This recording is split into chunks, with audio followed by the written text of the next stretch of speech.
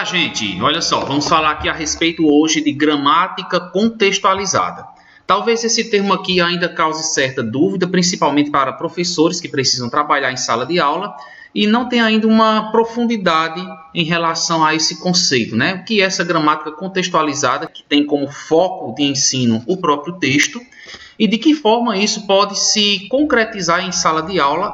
A gente vai ver como ela está integrada ao ensino de língua portuguesa, sobretudo no que se refere ao estudo do texto, ao invés apenas da estrutura de frases isoladas, né, descontextualizadas. Então vamos conhecer aqui essa gramática, mostrando primeiramente essa definição de contextualizar. E aqui a gente entende que contextualizar significa integrar em um contexto ou aquilo que provém de contexto. Contexto tem a ver com a inter-relação de circunstâncias que acompanham toda uma situação. Traduzindo em miúdos, quando a gente fala de contextualizar, a gente está se referindo ao fato de que tudo aquilo que está sendo analisado dentro de língua portuguesa deve partir de uma situação. A situação foi a responsável por gerar aquele enunciado, por gerar aquela forma de comunicação. Ou seja, todas as nossas maneiras de se comunicar está integrada a uma situação, a uma causa. Então, é a interação social que faz com que a língua exista. Portanto, a gente não poderia trabalhar a gramática de uma maneira isolada, pegando apenas uma frase, por exemplo, e descontextualizando, ou seja, retirando de qualquer contexto específico, certo? Vamos ver agora aqui a definição de gramática contextualizada para a gente entender melhor. Nós dizemos que a gramática contextualizada é uma gramática dos usos. O que implica dizer daquilo que as pessoas dizem e escrevem em texto dos mais variados tamanhos, tipos e funções. Também vamos dizer que é a gramática a serviço dos sentidos e das intenções que se queiram manifestar num evento verbal com vistas a uma interação. Ou seja, toda vez que eu resolvo me comunicar com alguém, eu tenho uma intenção discursiva. Então, eu já me preparo para falar, já preparo para aquilo que eu vou escrever, pensando no meu interlocutor, pensando nas situações que me levam a tentar organizar a língua para que ela possa ser bem compreendida. Isso significa que, conforme a situação, conforme o interlocutor, conforme o meu interesse por passar uma mensagem, eu estarei sempre organizando a língua de modo que ela possa atingir esse objetivo. Então, eu faço uma reflexão em cima da língua. Quando se propõe um ensino de língua portuguesa pautado no texto, isso significa que aquelas frases que normalmente a gente trabalha de maneira descontextualizada, ou seja, frases isoladas, elas não servem para que o aluno possa fazer uma interpretação do porquê que eu utilizei determinadas palavras para tentar passar sentido. Eu necessito, portanto, escolher as palavras adequadas, organizá-las exatamente da maneira que eu acredite ser as melhores para que o aluno, para que o interlocutor qualquer, possa compreender a mensagem. Vamos aqui para mais algumas características para ficar mais claro o que é essa gramática contextualizada. Olha só, a gente fala que a gramática, enquanto elemento constitutivo das línguas, é sempre contextualizada. Então, o que é que isso significa? Que todas as vezes em que a gente organiza esse sistema linguístico para se comunicar, nós estamos sempre nos ancorando em alguma situação. Por isso que é desnecessário você trabalhar apenas frases isoladas. Não, elas têm que estar dentro de um determinado contexto, porque é o contexto que faz com que a minha maneira de falar, a minha maneira de se expressar, seja uma maneira X e não uma maneira Y, certo? Por exemplo, quando você está numa situação em que está diante de uma pessoa, né? E você coloca a mão na barriga e alguém pergunta o que é que você tem. Você diz, não, é só uma dorzinha.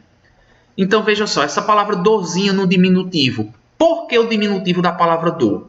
Pode ser que o interlocutor não queira preocupar a outra pessoa, né? Se a pessoa estiver procurando um médico, a dorzinha quer dizer que é uma coisa que está incomodando, certo? Ou também pode ser apenas uma dor mesmo, uma dorzinha comum, uma dor que vai passar daqui a pouco, não há nenhum problema nisso. Então veja que a escolha da palavra dorzinha ao invés de dor teve uma intenção. Então o exemplo que eu acabei de demonstrar mostra isso.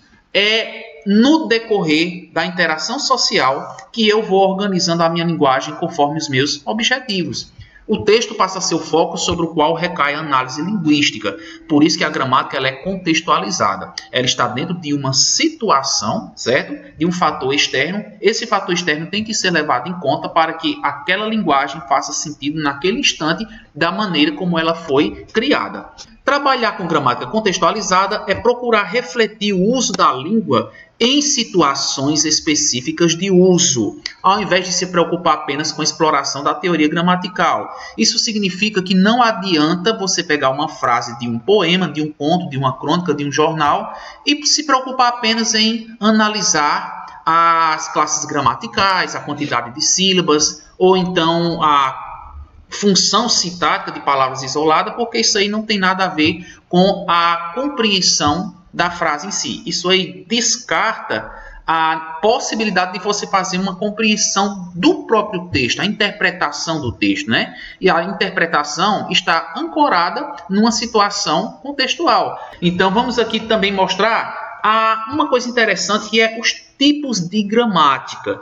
Porque quando a gente fala em gramática, a ideia que nós temos é apenas uma norma padrão para a qual nós devemos saber uma quantidade de regras para cada caso, né? Então, confunde-se gramática com norma padrão, mas a gente entende que essa norma padrão se encaixa apenas em um tipo de gramática, que é a gramática normativa. É aquela que é mais presente em sala de aula, é aquela que é mais presente em concursos, é aquela que mais a sociedade compreende como a única, muitas vezes. E aqui a gente vai perceber que não. Existem várias gramáticas. Por exemplo, a gramática internalizada corresponde ao saber intuitivo que todo falante tem da sua própria língua. Quando a gente percebe uma criança que está aprendendo a falar, ela já consegue, por exemplo, ordenar os elementos da língua. Ela fala a bola é bonita, ela fala quero água, ela fala vi um gatinho. Então ela consegue colocar os elementos nessa sequência correta. Ela não vai dizer gatinho vi eu. Não, ela põe sujeito, verbo e complemento. Porque esse é um tipo de gramática que a pessoa já traz consigo e apenas vai aprimorando com as regras ao decorrer da vida. Mas ninguém ensina a ordem das palavras, por exemplo, certo? Do mesmo jeito, ele vai dizer gatinho bonito e não vai dizer gatinho bonita, porque já existe uma gramática interna que regula regras, por exemplo, nesse caso aí, a concordância, certo? Gramática normativa, como a gente falou, corresponde ao conjunto de normas que regulam a norma culta, certo? A descritiva corresponde à descrição do funcionamento da língua, desde a fonética à estilística, apresentando suas especificidades sem, entretanto, impor limitações a essas ocorrências.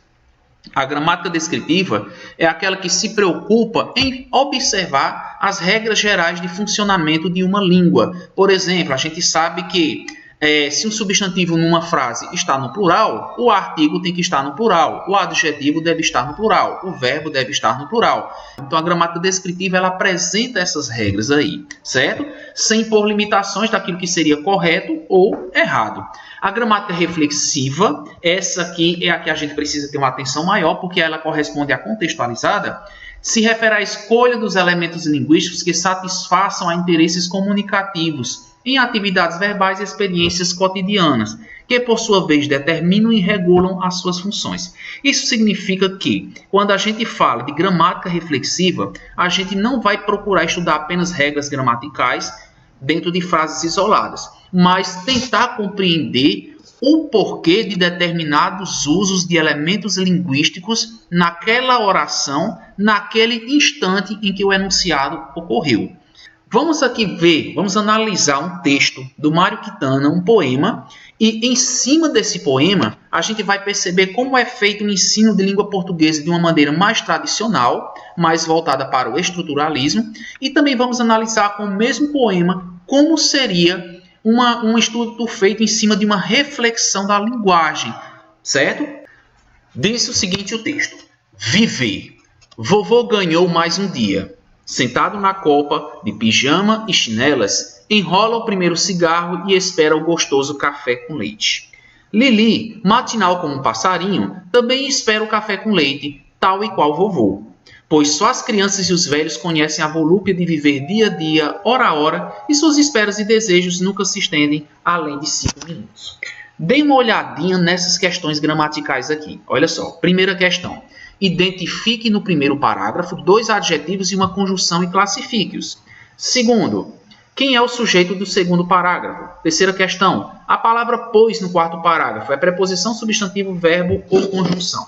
Então, se a gente for procurar responder essas questões gramaticais, a gente observa que o que está se exigindo aqui são questões relacionadas à morfologia, no caso aqui, classes gramaticais, né? Classificar adjetivo, é um adjetivo simples, é um adjetivo composto, né? Conjunção, nós temos aqui uma conjunção coordenativa ou subordinativa, enfim, nós estamos fazendo uma análise de estrutura, nós estamos preocupados aqui em trabalhar nomenclaturas. Segunda questão, quem é o sujeito da frase? Terceira questão, você vai pegar a tabelinha de conjunção e saber que pois é a conjunção dessa frase aí. Agora a gente vai analisar o mesmo texto, só que observando como seriam questões que exigiriam do leitor uma reflexão sobre a linguagem, certo? Olha só, primeira questão. Qual o sentido da frase? Vovô ganhou mais um dia.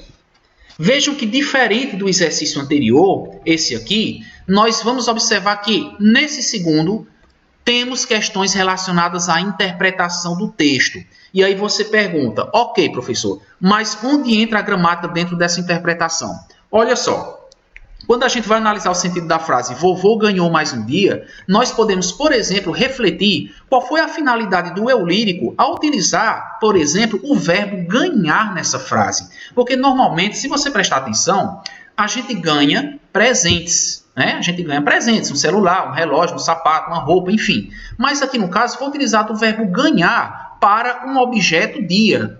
Então, por que o eu lírico escolheu o verbo ganhar dentro dessa oração aí?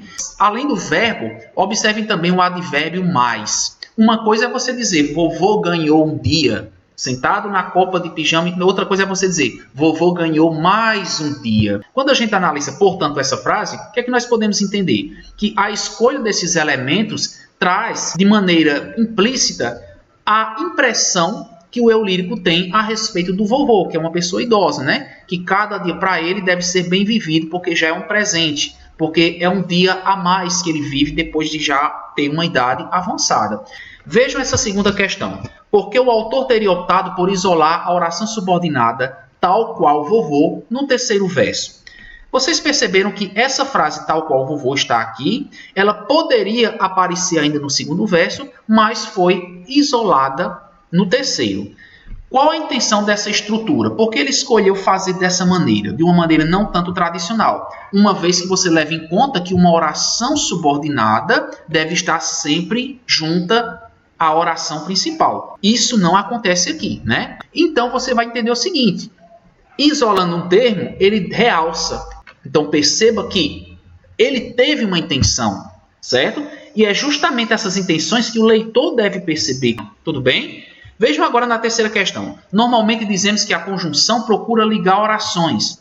Podemos afirmar que pois, que inicia o último verso, cumpre essa função? Está aqui a palavra pois no último verso e a gente vai procurar entender. Será que realmente pois liga apenas uma oração à outra ou não? Pois retoma tudo que foi mencionado aqui para fazer uma explicação, ou na verdade para apresentar uma causa, né?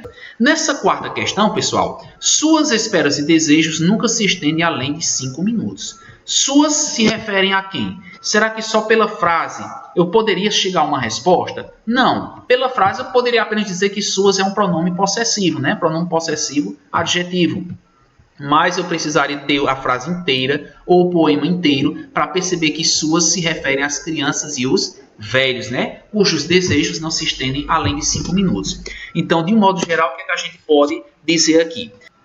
A gente pode entender que a gramática contextualizada se refere a trabalhar a gramática só que focada no texto, e esse texto a gente tem que lembrar sempre que ele foi produzido dentro de um determinado gênero com uma determinada intenção discursiva. Certo, pessoal? E aqui nós temos algumas referências e voltamos com outras aulas. Tchau!